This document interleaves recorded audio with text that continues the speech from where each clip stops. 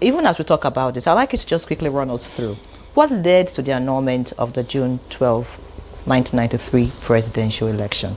And now, with this revelation, what message does this send to politicians and those aspiring, to go into politics in Nigeria? Well, first and foremost, I think I would like to encourage people to get a copy of the book.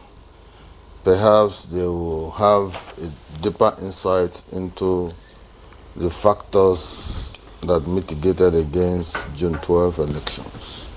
And coming from the principal actor of that period, who was the military president, such kind of information convey an authorial impression and finality, so to speak. All the other commentaries before they were at the realm of conjectures, and even from some of us who have spoken for him, some of us who have continued to interact with him and all that. The IBB is very hesitant in making some declarations, some points.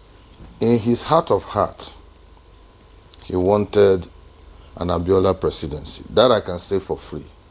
Knowing him and knowing his kind of person and knowing the kind of relationship that existed. But we are quick to forget that he was running a military government. You have, let me say, I will call him primus inter pares, first among equals. When you plot a coup and you are chosen as the head of state and all of that, you have to also be careful how you are able to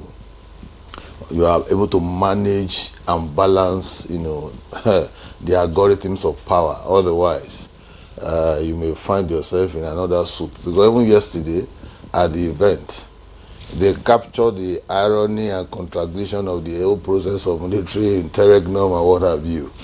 Look at General Yakubu Gowon seated, who was torpedoed by a coup that IBB participated in, and seated to launch, his own memoirs. Look at General Obasanjo also, who was also part and parcel of that coup.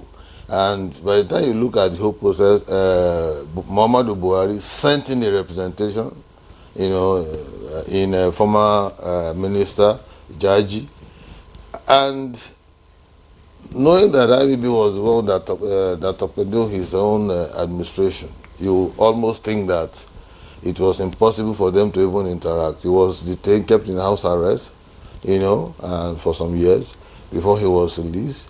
And so when you look at the gathering itself, it means that, well, even though there have been issues in the past, they have already created, a way forward for themselves.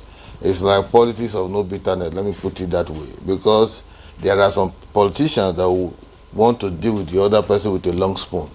But these persons, with the role they have played in the past, when coup plotting was still fashionable in Africa, and by extension West Africa, and you almost think that this is not possible.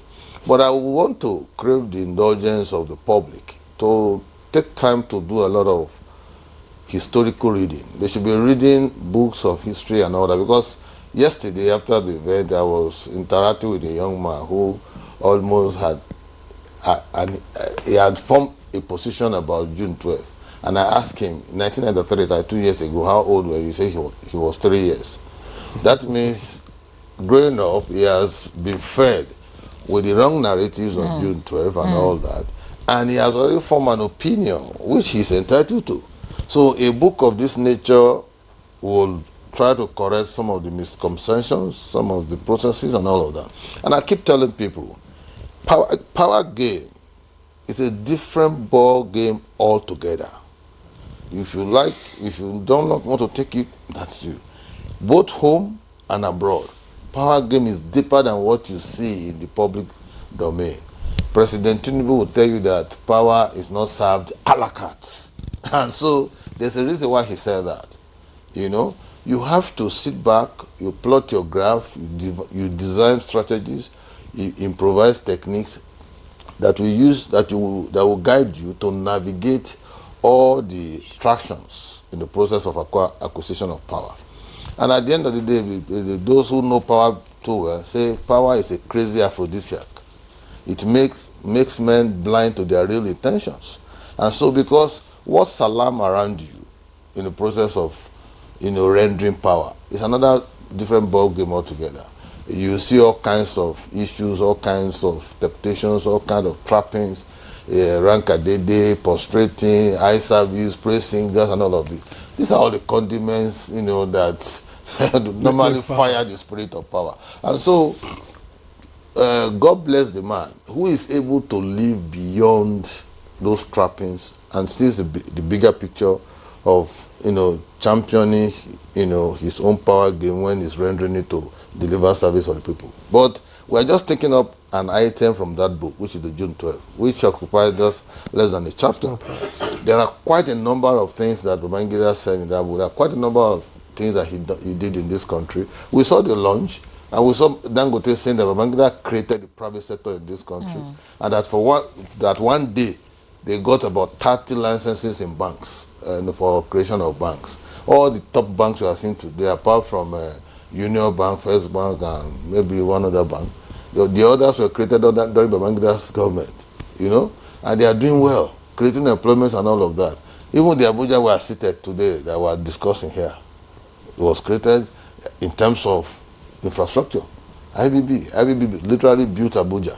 And so there are so many things to take away. But of course, given the record of history, where you have one issue, dominating a discourse, it will literally almost obliterate all the other achievements you have achieved,